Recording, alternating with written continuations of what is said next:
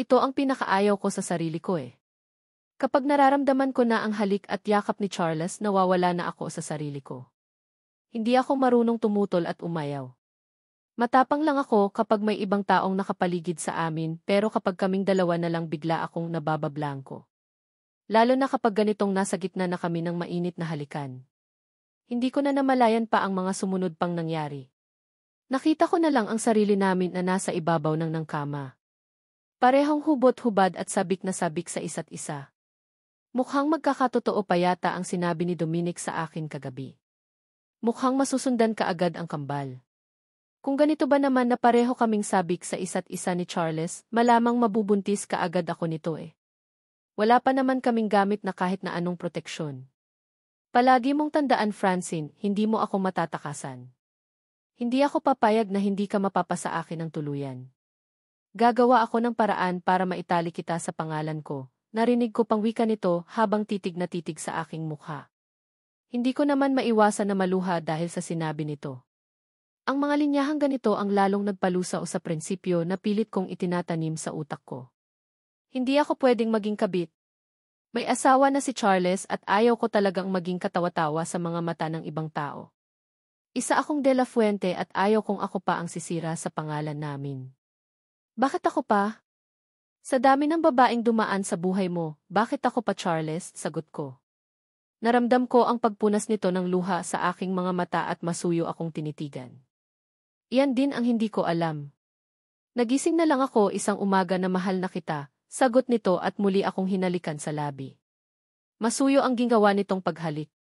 Puno ng pag-iingat at pagmamahal.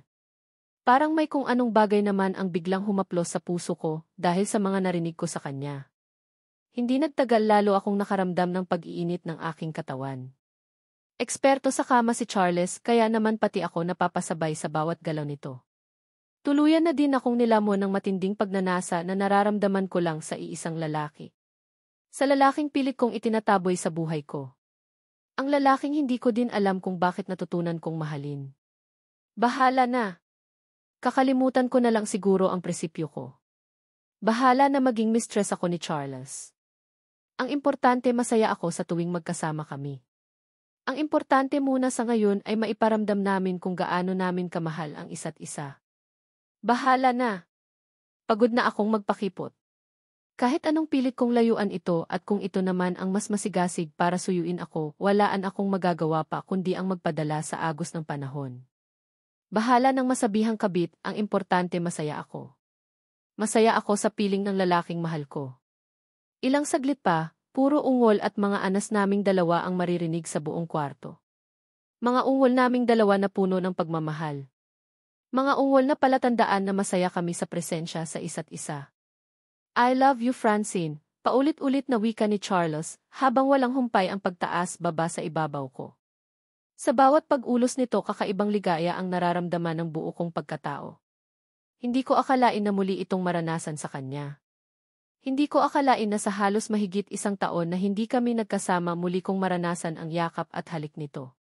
I love you too, Charles. Hindi ko maiwasang sambit habang mahigpit na nakakapit dito.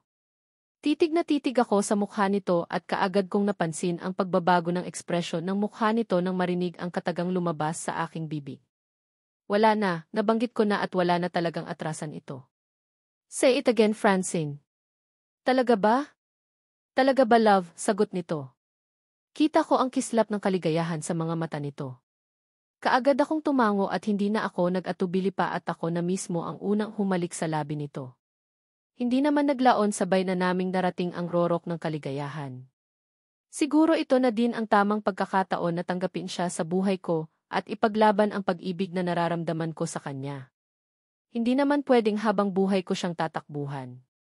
Naangkin niya na ako nang makailang ulit at ako naman yata ang lugi kung sakaling magbunga ulit ang nangyari sa amin ngayon. Pabagsak na nahiga sa tabi ko sa Charles pagkatapos ng mainit naming pagniniig. Parehong habol namin ang aming hininga at may ngiting nakapaskil sa labi. Halos ilang minuto din na walang sino man ang nagsalita sa aming dalawa, pareho naming pinakiramdaman ang isa't isa. Ramdam ko din ang mahigpit na pagyakap nito sa akin, kaya naman hindi ko maiwasan na mapangiti. Good morning. Narinig ko pang sambit nito. Naramdaman ko pa ang pagsayad ng labi nito sa noo. Yes, good morning, nakangiti kong sagot. Para kaming mga tanga. Halos 9:00 na ng umaga at sex kaagad ang inatupag namin imbes na kumain ng agahan. Dahan-dahan akong kumawala sa pagkakayakap nito at akmang babangon ng kama nang maramdaman ko na wala pala akong saplot ni isa man sa aking katawan. Nahihiya tuloy akong muling nagtalukbong ng kumot. Nakita niya ang buo kong katawan pero nakakahiya pa rin na rumampa ako sa harap nito na hubot-hubad. Mabuti na lang at mabilis na bumalik sa dati ang katawan ko pagkatapos kong maipanganak ang kambal. Kahit papaano hindi ako nakaramdam ng hiya kanina habang nilalantakan nito ang katawan ko. Hanggang ngayon nahihiya ka pa rin ba sa akin, love? Tanong nito. Nag-aalangan naman akong napasulyap dito. Gusto ko ulit marinig ang sinabi mo kanina, naglalambing na wika nito. Nahihiya naman akong nag-iwas ng tingin sa kanya. Ang alin doon, pagmamaang-maangan ko. Nagulat pa ako nang bigla itong umibabaw sa akin at tinitigan ako sa aking mga mata. Seriously, hindi mo naalala ang importanteng salita na matagal ko nang inaasam na marinig mula sa iyo? Tanong nito. Halata sa mga mata ang panunudyo, kaya naman kaagad akong nakaramdam ng pag-iinit ng aking mukha. Alam ko naman kung ano ang ibig niyang sabihin, kaya lang medyo nahihiya akong muling banggitin sa kanya. Mula pagkabata ko siya ang kasama ko, tapos sa kanya din pala ako mahuhulog. Gaano mo ba ako kamahal, Charles? Kaya mo ba akong ipaglaban kina mama at papa? Paano kung tumutol sila sa relasyon natin? Paano si Ate Mika, imbes na pabigyan ito sa kanyang hiling ibang kataga ang lumabas sa aking bibig? Kahit papaano gusto ko pa rin makasiguro. Ayaw ko nang mangyari ulit ang mga nangyari na noon. Mabuti na hanggang maaga pa magkalinawan na kami.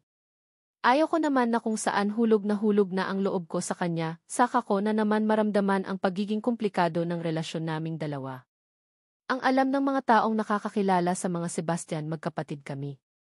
Paano kami lalabas sa publiko bilang mag-girlfriend at mag-boyfriend na hindi kami mamatahin na ibang tao? Matatanggap kaya nila Mama Ash at Papa Ryder ang relasyon namin? Isipin ko pa lang ang tungkol sa bagay na ito na panghihinaan na ako ng loob. Hindi ako kasing tapang ni Dominic. Malambot ang puso ko lalo na pagdating sa mga taong nagpalaki sa akin. Ano ba ang mga sinasabi mo? Bakit palagi mo na lang dinadamay ang pangalan ni Mika tuwing nag-uusap tayo? Sagot nito. Hindi ko naman maiwasan na mapatitig sa kanya. Bakit? Kailangan mo pa bang itanong iyan? Nakalimutan mo na ba na asawa mo siya? Na ikinasal kayo, tanong ko. Nagulat pa ako nang marinig ko ang malakas nitong pagtawa. Mula sa pagkakadagan sa akin tumayo ito at pinulot sa sahig ang mga nagkalat namin na damit. Hindi ko naman maiwasan na humanga habang nakatitig sa hubad nitong katawan. Don't mention her. Hindi ko asawa si Mika at never na mangyayari iyon, sagot nito. Lalo naman akong nagulat. Hindi kayo mag-asawa? Niluluko mo ba ako? Anong tingin mo sa akin, bata? Na basta na lang maniniwala sa mga pinagsasabi mo, sagot ko. Liling-iling naman itong tumitig sa akin bago nakangiting magsalita. Mabihis ka muna. Kailangan na nating bumaba para makakain. Mamaya na ako magkukwento sa iyo kapag mailaman na ang sikmura mo. Nakangiti nitong sagot at inilapag sa gilid ko ang damit na suot-suot ko lang kanina. Habang magkaharap kaming dalawa ni Charles na kumakain dito sa dining area, hindi ko maiwasang makaramdam ng pagkailang. Paano? Ba naman kasi, kanina pa ito nakatitig sa akin. Hindi ko tuloy malasahan ang mga kinakain ko. Mukhang masarap naman. At sa tanang buhay ko ngayon lang ako nakatikim ng ganitong klaseng pagkain. Do you like it? Narinig ko pang tanong nito. Nagtatanong ang mga matang tumitig ako dito. Hindi ko tuloy maiwasan na makaramdam ng pag-iinit ng aking pisngi nang biglang naalala ang nangyari sa aming dalawa kanina lang. Charles, please patapusan muna ako sa pagkain bago ka magbato ng mga green jokes sa akin, sagot ko. Pilit kong itinutuon ang buong pansin ko sa aking kainakain. Nagulat pa ako nang marinig ko ang malakas nitong pagtawa. Ano ba ang sinasabi mo? Wala naman. Sigurong masama kung tatanungin kita. Kung nagustuhan mo ba ang pagkain? Na nasa harap mo, di ba? Sagot nito. Kita ko ang panunodyo sa kanyang mga mata. Hindi ko tuloy maiwasan na makaramam ng lalong pagkapahiya. Parang gusto ko na lang tuloy lamunin ng lupa dahil sa katangahan ko. Bakit ba ang nangyari sa amin kanina ang bigla kong naisip gayong mga pag-akin? Pala ang ibig niyang sabihin. Tinatanong lang pala niya sa akin kung nagustuhan ko ba ang pagkain, hindi. Ang aming paglalaro ng apoy. Shocks! Talaga? Nakakahiya. Ano ba? Bakit ka ba tawa ng tawa? Jan, nakaka-distract ka naman eh. Kunwari naiinis kong bulyaw sa kanya. Ang totosero, gusto ko lang mapagtakpan. Ang nagkapahiva ko na naranasan. Ngayon lang. Ako pala itong green. Minded eh. Heist? Sorry. Sige na, kumain ka pa. Ano nga? Pala ang gusto mong inumin? Gusto mo igawa kita ng coffee, tanong nito. Kaagad naman akong umiling. Hindi ako nagkakape sa umaga. Sagot ko. Nakangiti itong tumango at naglakad papuntang ref, hindi ko na lang ito pinagtuunan ng pansin at muling itinoon ang pansin sa pagkain. Nagulat na lang ako nang may inilapag itong isang basong fresh juice sa harap ko. Hindi ko maiwasang mapatitig dito. Alam kong ito ang paborito mong inumin sa umaga. Hindi ko nakakalimutan kung ano ang gusto mo. Francine, wika nito habang may ngiting nakaguhit sa labi. Hindi ko maiwasang mapakaurap. Parang lalo yata akong nai-inlove sa kanya. Siguro kapag may ibang taong nakakakita sa amin ngayon, iisipin nilang mag-asawa kami. Hay, kailan kaya mangyayari iyon? Darating pa. Kaya ang panahon na makakapagsuot ako ng puting tragedy boda. Mararanasan ko din kaya na maglakad sa gitna ng isla habang hinihintay niya ako sa harap ng altar. Siguro hanggang pangarap na lang iyon. Hey, what happened? Hindi mo ba gusto ang kinakain mo? Ano ang gusto mong kainin? Sabihin mo lang, ibibili kita, malumanay na wika nito. Naramdaman ko pa ang pagsayad ng malinis na tissue sa gilid ng mata ko. Hindi ko na malaya na lumuluha na pala ako sa harap niya. Wala, ayos lang ako, sagot ko. Seryoso ako nitong tinitigan bago tumango, tango. Hindi ka ba masaya na ako ang kasama mo, tanong nito. Biglang naglaho ang masayang aura sa mukha nito. Mukhang apektado siya sa pagluha ko. Hay, hindi naman sa ganoon. May naisip lang ako. Pero hindi ibig sabihin noon na hindi ako masaya. Nahihiya kong sagot. Ayaw kong isip ito ng kung ano paman. Alam kong pareho kaming nagdusa sa mga nangyari. Kung wala lang sanang ibang taong masasaktan, ipaglalaban ko sana siya. Kaya lang hindi ayaw sa akin. Ni Mama Ashley ayaw nila sa akin. Mas boto sila kay Ate Mika at sino ba naman ako para ipagsiksikan ang sarili ko sa kanila. Iniisip mo ba ang Dominic na iyon? Siya ba ang nagmamay-ari ng puso mo? Hindi mo ba talaga akong kayang mahalin, Franz, wika nito. Muli akong nag-angat ng tingin diretso. Tinitigan ko ito sa mukha at hindi nakaligtas sa paningin ko ang lungkot na nakaguhit sa kanyang mga mata. Ano ba ang sinasabi mo? Bakit kailangang masali sa usapan natin si Dominic? Sagot ko. Hindi ba't siya ang sinanahan mo simula nang umalis ka sa poder namin? Nagpakasal ka na ba sa kanya? Pwede pa bakit ang agawin sa kanya, Franz? Tanong nito. Nguguluhan naman akong tumitig dito. Sino ba ang nagtanim sa Utak niya na may relasyon kami ni Dominic. No. Of course not. Kaninsero mo ba? Nakuha ang balita na may relasyon. Kaming dalawa, tanong ko. Naupo ito. Sa harap ko at seryoso akong tinitigan. Bakit wala ba? Tanong nito. Kaagad. Akong umiling. No. At imposible iyang sinasabi mo. Sagot ko sabay simsim sa orange juice. Nabigay nito kanina lang. Pagkatapos kong ubusin iyon tumayo. Ako at binalingan ito. Akala ka ba ipapasyal mo ako ngayon? Wala kang balak na ibalik ako sa pamilya ko kaya dapat lang na gumawa. Kanang paraan param nalibang ako dito sa bukirin mo, wika ko sa kanya para mailihis ang topic namin. Ayaw ko. Munang pag-usapan kung gaano kakomplikado ang sitwasyon namin. Ngayon, gusto kong maglibang at gumawa ng mga masasayang alaala kasama ito. Kahit ilang araw lang maramdaman ko man lang ang presensya nito sa buhay ko. Bago ko siya ibalik kay Ate Mika. Kung sakaling iayain kitang ikasal. Sa akin, papayag ka ba? Narinig ko. Tanong nito. Muli akong napatitig dito. Hindi ko alam kung nagbibiro ba ito or hindi. Kung wala lang sana itong sabit. Baka kinilig na ako. Baka ako na ang pinakamasayang babae sampdo. Ano ba ang sinasabi mo? Bakit mo ba? Ako tinatanong ng ganyan gayong alam. Mo naman sa sarili mo na hindi. Mangyayari iyon, sagot ko sa kanya. Akmang maglalakad na sana ako paalis. Nang dining area nang maramdaman ko ang paghawak nito sa braso ko. Bakit hindi mangyayari?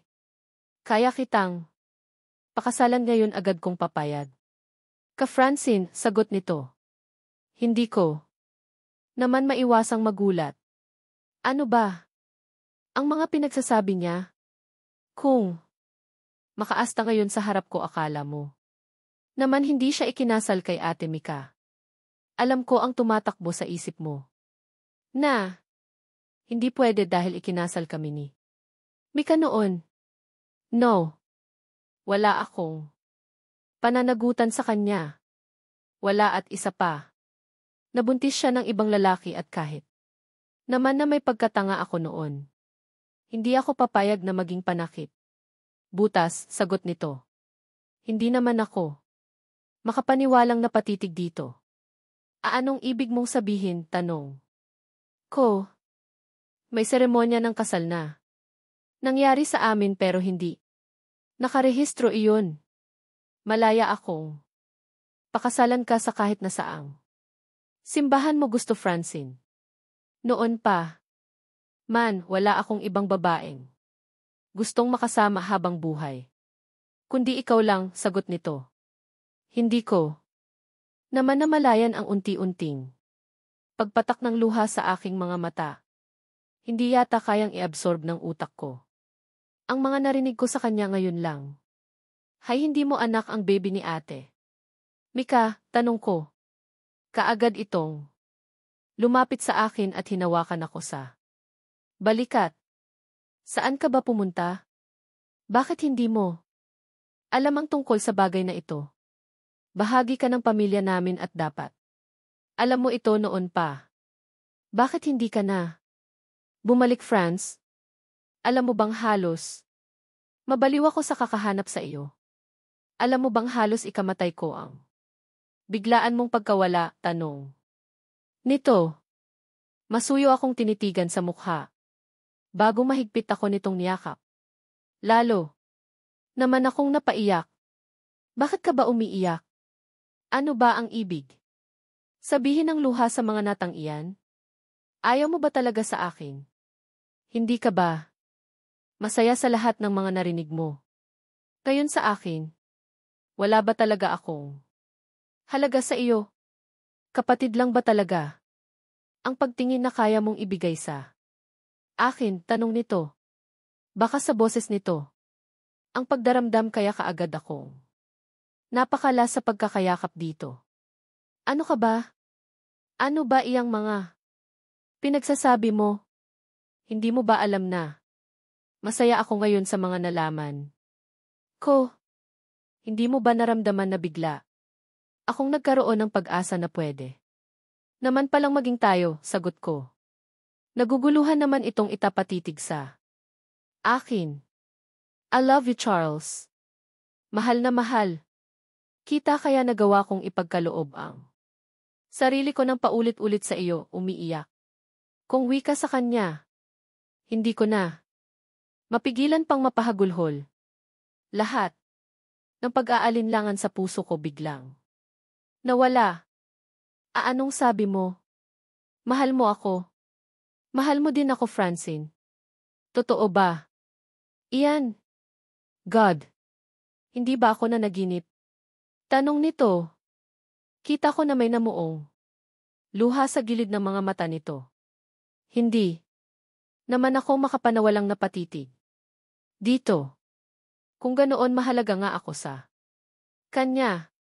Talagang mahal niya din ako at nagkataon lang na pilit kong binaliwala ang lahat dahil sa takot ko na baka magalit lahat ng mahalagang tao sa akin. Mahal kita, Charles. Mahal kita. Narinig mo ba iyon? Hindi ako tanga para ibigay ko ang sarili ko sa iyo ng paulit-ulit kung hindi ka mahalaga sa akin, umiiyak kong wika sa kanya. Kita ko ang pagkagulat sa mga mata nito dahil sa sinabi ko. Bakit ngayon mo lang ito sinabi? Bakit kailangan mo pang ilihim sa akin ang tungkol sa bagay na ito? Hindi na. Dapat tayo umabot pa sa ganito. Hindi.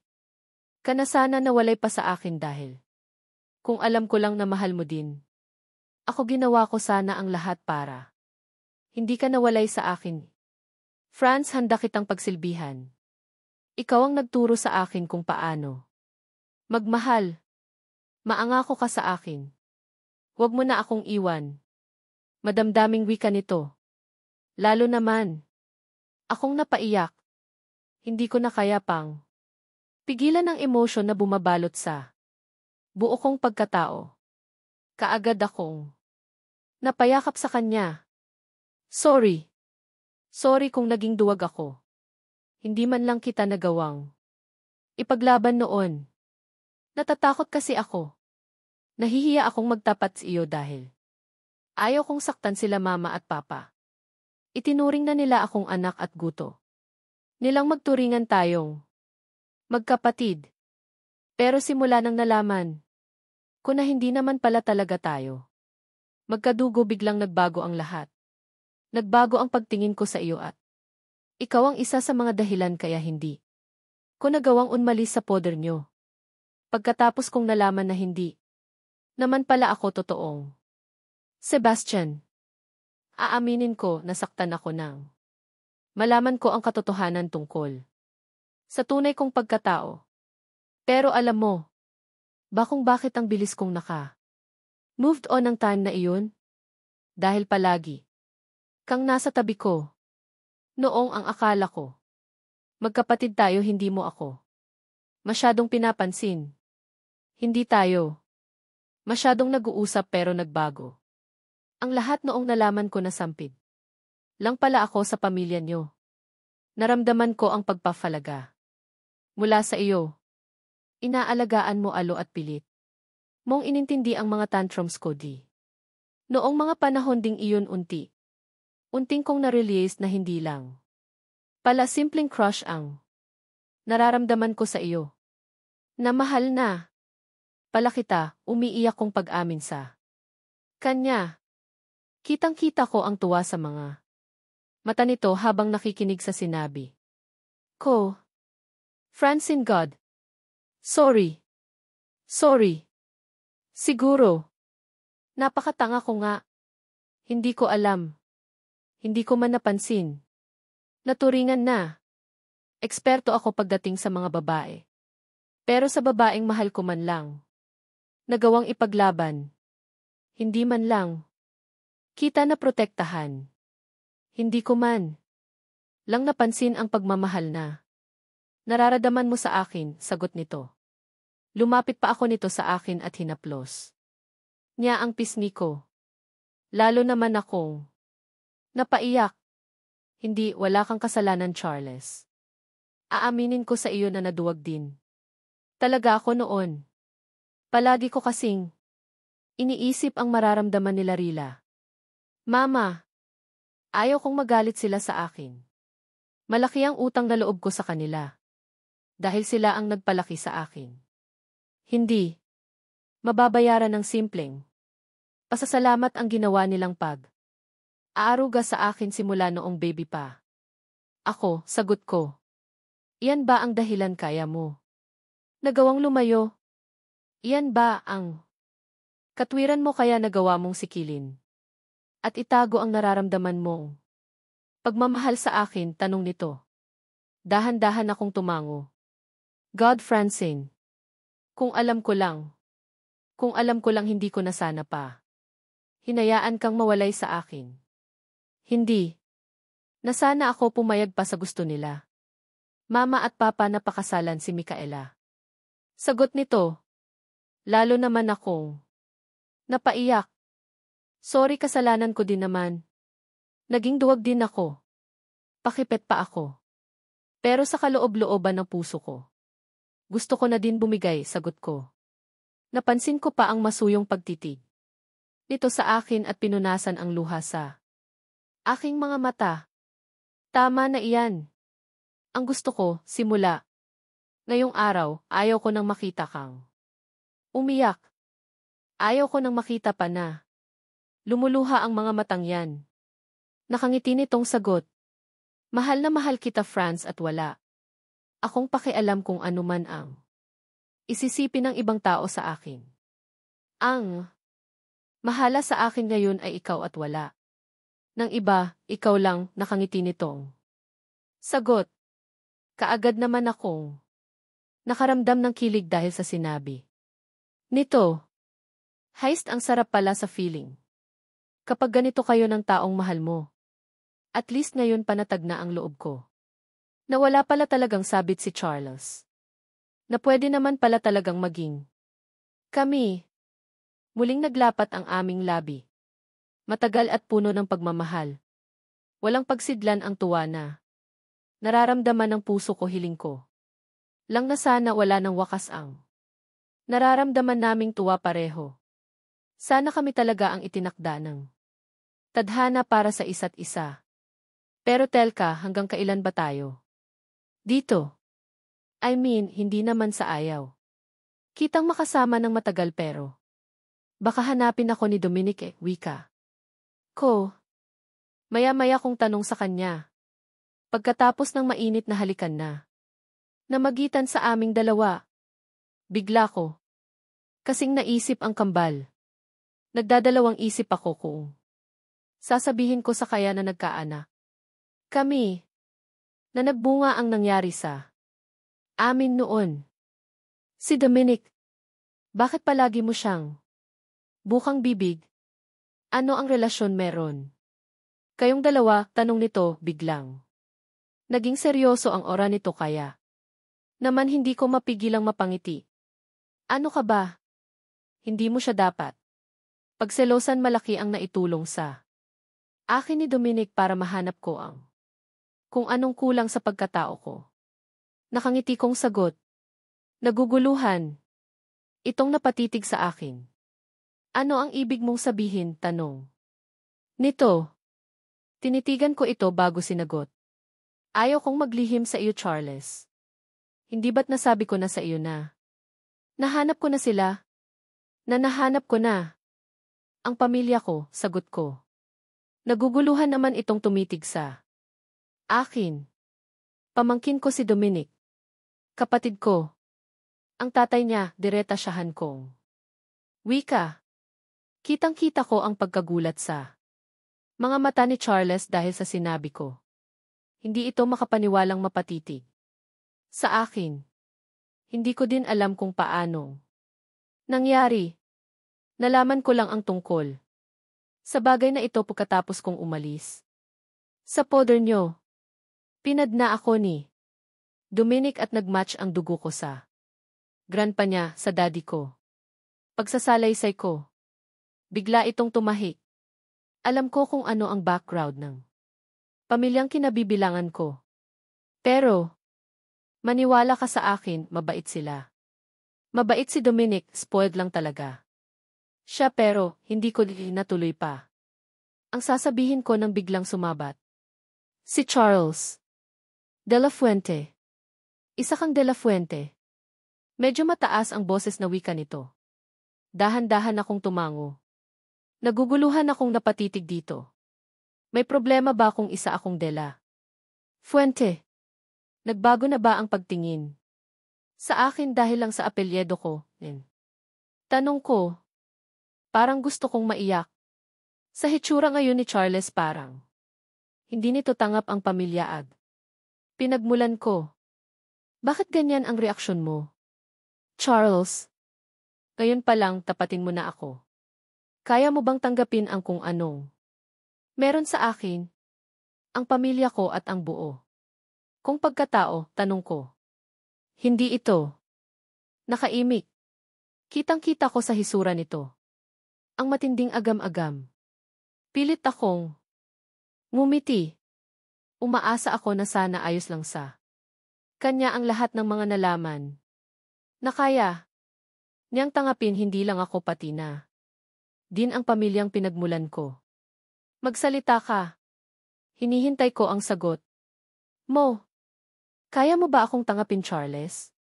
Kaya mo bang ipagsigawan sa buong mundo na isang De La Fuente ang babaeng mahal mo? Tanong ko. Unti-unti na akong nawawala ng pag-asa. Nararamaman na din ng puso ko ang matinding pagkadismaya. Franz, sorry hindi ko intentin na offend ka. Nagulat lang ako. Mahal kita. Pero hindi ko alam kung putol na wika nito. Halata na. Naguguluhan din ito at hindi nagustuhan ang katotohanan tungkol sa pagkatao ko. Kung kaya mo bang tangapin? Kung pwede pa ba natin itong ipagpatuloy? Charles, kailangan ko ng honest na sagot mula sa iyo. Sabihin mo sa akin ang mga gusto mong sabihin. Tapatin mo ako, matatangap mo ba sila? Kaya mo bang tangapin na maging bahagi ng pamilya namin? Tanong ko. Hindi ito. Nakaimik. Pigil ko naman ang sarili ko na. Huwag maiyak sa harap nito. Hindi kita masisisi. Si Dominic ang dahilan kaya muntik nang napahamak si Trixie noon. Hindi maganda ang reputasyon ng pamilya namin. Don't worry kung ano man ang magiging desisyon mo, buong puso kong tatanggapin. Iyon, wika ko. Hangat maaga gusto kong malaman kung kaya pa ba naming ipagpatuloy ang relasyon na ito. Hangat maaga pa mabuti nang mapag-usapan namin ang tangkol sa issue na ito. Para naman alam ko kung saan ako lulugar. Ayaw kong magsekreto sa kanya. Kapag matanggap niya ang pamilyang pinanggalingan ko, balak kong ipagtapat na din sa kanya ang tungkol sa mga anak namin. Sa ngayon, gusto ko munang alamin kung hanggang saan niya ako kayang ipaglaban. Kung hanggang saan ang pagmamahal na nararamdaman niya sa akin. Bakit sila pa? Bakit sa dinami-daming tao dito sa mundo, bakit sila pa, Franz? Sagot ni Charles. Hindi ko maiwasan na lalong makaramdam ng lungkot. Masaya ako sa kanila, Charles. Hindi ko ramdam ang kasamaan nila habang kasama ko sila. Pilit ang ngiti kong sagot. Napansin ko ang pag-aalinlangan sa mukha nito, sabay iling. Franz, sorry, hindi ko alam kung ano ang magiging reaksyon ko sa mga nalaman. Hindi ko alam. Sagot ni Charles. Anong hindi mo alam? Naguguluhan ka. Dahil para sa iyo, hindi ka tangap-tangap. Ang lahat. Well, hindi kita masisisi sa aspetong iyan. Pero ito lang din ang tandaan mo, hinding-hindi ko sila ipagpapalit kahit kanino. Kalhit pa sa lalaking mahal ko, seryoso kong sagot. Kita ko ang pagkagulat sa mga mata nito. Dahil sa sinabi kong iyon. Pero wala na. Akong pakialam pa. Paninindigan ko ang lahat ng sinabi ko ngayon. Paninindigan ko kung ano ang alam kong tama. Franz, please aminin ko sa iyo. Masyadong nakakagulat. Hindi ko akalain na sa dinami-daming tao dito sa Pilipinas, sila pa talaga? De La Fuente pa. Talaga, sagot nito. Ayos lang, hindi man kayang sambitin ng bibig mo ang posibleng sagot sa mga katanungan ko sa reaksyon pa lang ng iyong mukha. Alam na alam ko na ang kasagutan, malungkot kong wika. Mukhang hindi talaga siguro kami para sa isa't isa. Mukhang tatangapin ko na lang ang sinabi sa akin ni Dominic na hindi kami swerte pagdating sa pag-ibig. Mabuti na lang at nagkaanak na ako. Hindi ko na kailangan pa ng lalaki sa buhay ko. Pambihira, gusto ko lang naman maging honest sa kanya, pero mukhang magiging problema pa yata ang pagiging De La Fuente ko. Ganoon ba talaga kasama ang tingin ng mga tao sa amin na kahit pati si Charles gusto niyang isuka ang pamilyang pinanggalingan ko? Franz, wag naman ganito. Mahal. Kita. Ikaw lang sapat na sa akin. Pwede kang sumama ulit sa akin. Pwede kang tumira ulit ng mansion na malayo sa. Hindi ko na natuloy ang sasabihin nito. Nang bigla akong sumabat. Gusto mong lumayo ako sa sarili kong pamilya. Nakalimutan sila at mamuhay nang tahimik kasama ka. Sa tingin mo ba, kayang dalhin ng konsesnya ko ang gusto mong ipagawa sa akin? Charles naman. Pamilya ko din sila. Matagal akong nawalay sa kanila at sabik din akong makasama sila, sagot ko. Hindi ko na napigilan pa ang pagtulo ng luha sa mga mata. Franz, pwede bang pag-usapan natin ito next time? Imian, gusto kong sulitin ang mga oras na magkasama tayo. Na tayong dalawa lang, sagot nito. Huwag ka naman sanang maging unfair sa akin, Charles.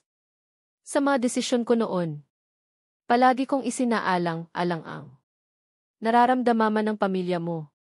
Huwag mo naman akong utusan na kalimutan ang sarili kong pamilya dahil hindi mangyayari iyon dahil kung mahalaga sa iyo ang mga magulang mo at kapatid mo, ganoon din ako. Kung ayaw mo sa kanila, wala nang dahilan pa para usap tayo, seryoso kong wika. Parang tinutusok ng libo-libong karayom ang puso ko habang sinasabi ang katagang. Iyon. Akala ko ayos na kami eh. Hindi naman ito nakaimik kaya lalo akong nakaramdam ng lungkot. Gusto ko nang bumalik ng Manila. Kung hindi mo ako kayang ihatid, magpapasundo ako sa mga bodyguards ko. Malamig kong wika at kaagad itong tinalikuran. Narinig ko pa ang pagtawag nito sa pangalan ko pero hindi ko na pinansin pa. Bahala na siya. Kung talagang mahal niya ako, kaya niyang tangapin ang buo kong pagkatao. Mabilis akong nakabalik ng kwarto. Pagkapasok ko pa lang sa loob kaagad. Kung inilock yun, impit akong napaiyak. Ang sakit lang. Ang unfair ng mundo. Kung saan ayos na ang lahat sa amin. Saka naman lumabas ang ganitong problema. Hindi niya ako kayang tangapin dahil lang sa apelyedo ko. Ang unfair niya kung ganoon. Pagkatapos kong mahimasmasan kaagad. Kung hinagilap ang cellphone ko at kaagad dinawagan ang number ni Dominic. Wala nang dahilan pa para manatili ako sa lugar na ito. Lalo lang akong masasaktan kapag hayaan ko ang sarili ko na palaging makikita si Charles. Last na talaga ito at hindi ko nahahayaan. Pananasasaktan ulit ang puso ko. Ipo-focus ko na lang siguro ang bukong atensyon sa mga anak ko. Kay daddy at sa sarili ko. Nakailang ring din bago sumagot si Dominic. Nasasaktan man sa mga nagyari. Pero pilit pa rin akong nagpapakatatag. Hindi ako pwedeng umiyak ng umiyak na lang. Kailangan kong maging mahinahon. Dahil may mga batang dapat kong alagaan. Sanay naman akong wala siya eh. Kaya hindi dapat ako umiyak ng ganito. Sanay akong mag-isa kaya dapat lang na maging manhid na ako sa sakit ng kalooban. Anong nangyari? Tapos na ba ang honeymoon period nyo kaagad na? Bungad nito pagkasagot ng tawag ko. Pigil ko ang sarili kong muling maiyak. Wala sa dugo naming mga De La Fuente ang mahina. Sunduin mo ako ngayon na. Siguro naman kaya mong i-trace ang kinaroroonan ko, 'di ba? Seryoso kong wika ko sa kanya. Hindi ko na din pinansin ang mga pasaring nito. Wala ako sa mood para makipaglokohan dito. Isa pa ayaw kong maramdaman ni Dominic na umiiyak ako ngayon. Baka totohanin nito ang palagi niyang banta sa akin na bubugbugin niya daw si Charles. Ayaw kong may sakitan na mangyayari sa pagitan nilang dalawa. Dahil na, sabi ko sa iyo huwag kang maniwala sa mga pag-ipag-ibig na iyan. Ang tigas kasi ng ulo mo. Hindi para sa atin ang lintik na pagsinta na iyan kaya. Tantanan mo na kung ayaw mo na. Palaging nasasaktan, sagot nito. Halata. Sa boses nito ang inis. Hindi ko natuloy mapigilan ang maiyak. Ayaw ni Charles sa akin dahil isa akong De La Fuente, sagot ko. Hindi ito nakasagot. Ramdam ko ang pagkagulat nito dahil sa sinabi mo. Ipinagtapat mo na sa kanya kung sino ka. Baliw pala ang gagong iyan. Dapat maging proud pa siya sa sarili ni dahil pagkakataon na niyang maging bahagi ng pamilya natin. Isa pa ano ang kinalaman ng apelyedo mo sa kung anumang namagitan sa inyong dalawa? Gusto mo ba ipagbugbog ko ang gagong iyan para matauhan? Galit na sagot ni Dominic. Lalo naman akong napahagulhol ng iyak. Pakiramdam ko nagkaroon ako ng kakampi sa katauhan ng luko-luko kong pamangkin. Kahit naman may baliw itong si Dominic naging savior ko. Din ito eh. Hindi na kailangan. Ipasundo mo na lang ako dito. Gusto ko nang makasama ang mga anak ko, sagot ko. Isang malakas na buntong hininga ang pinakawalang nito. Bago muling nagsalita. Fine, pero pwede ba Franz, matuto ka na sa mga nangyari ha? Huwag kang basta magtiwala kahit kanino. Kahit pa sa Charles na iyan, hindi porket nakakakasama mo siya habang lumalaki. Kanoon basta ka na lang sumasama kanya. Pagkatapos ikaw naman itong palaging talo. Sana matuto ka na at huwag mo nang pahirapan ang mga bodyguards mo. Sagot nito. Okay, susunod na ako sa mga gusto mo. Tumahimik ka na, huwag mo nang dagdagan pa ang sama ng loob ko, please. Sagot ko. Pambihira talaga. Imbes na damayan ako, ibang katagapaang lumalabas sa bibig nito. Wala talagang kwenta, minsan kausap. Fine, sige na. Kung ayaw mong makinig, bahala ka. Kung gusto mong palaging pinapaiyak ng walang kwentang lalaking, iyon bahala ka pa rin. Hindi naman ako ang mahihirapan, sagot nito. Tigil. Ipasundo mo na ako ngayon din. Dahil ayaw ko na dito, galit kong wika. Nakakarindi na kasing kausap. Puro paninisi ang lumalabas sa bibig. Okay, peace. Lumabas ka na dyan dahil papupuntahin ko na ang mga bodyguards mo na nakaantabay lang. Malapit sa location mo, sagot nito. Natigilan naman ako. Anong ibig mong sabihin? Nasdan nila ako. Nandito lang sila sa paligid. Gulat kong tanong. Walang imposible sa mga De La Fuente. Francine. Sige na, bilisan mo. Kapag magpaalam ka pa sa lintik na Charles na. Iyan, kakaltukan na kita, sagot nito at kaagad na nawala sa kabilang linya. Parang gusto ko naman ibato ang hawak kong cellphone sa sobrang pagkairita. Kuhang-kuha talaga ni Dominic ang inis ko. Kaagad kong pinunasan ang luha sa aking mga mata. Sa bagay, tama naman si Dominic, hindi ako dapat magpadala sa bugso ng damdamin ko. Hindi ako pwedeng magpatalo. Isa akong De La Fuente at dapat lang na maging matatag. Ako. Tanggap ko na. Pang short time na. Kaligayahan lang yata ang pwede kong makamit. Masakit pero kailangan kong magpakatatag. Pasasaan ba at magiging matapang din ako katulad ni Dominic. Walang forever at dapat napilitin kong maging masaya. Pagkatapos kong ayusin ang sarili ko, kaagad akong lumabas ng kwarto at diretsyong tinahak ang hagdan pababa. Nakasalubong ko pa ang caretaker ni Charles at kaagad naman akong binati. Alam ko din na nagtataka ito sa hitsura ko. Dahil namumugto ang aking mga mata. Pero hindi ko na pinansin pa. Hind na. Kami magkikita ulit kaya hindi ko na kailangan pang magpaliwanag sa kanya. Ma'am, good morning po, umalis lang po si Sir Charles at ibinilin niya po kayo sa akin. Kung may mga kailangan po kayo, sabihin niyo lang po sa akin kaagad na. Wika sa akin ni Manang. Tipid ko na lang. Itong hinisyan sabay sulyap sa labas. Salamat na lang po Manang. Pakisabi na lang po sa amo niyo na umalis na ako. Wika ko at naglakad palabas ng bakuran.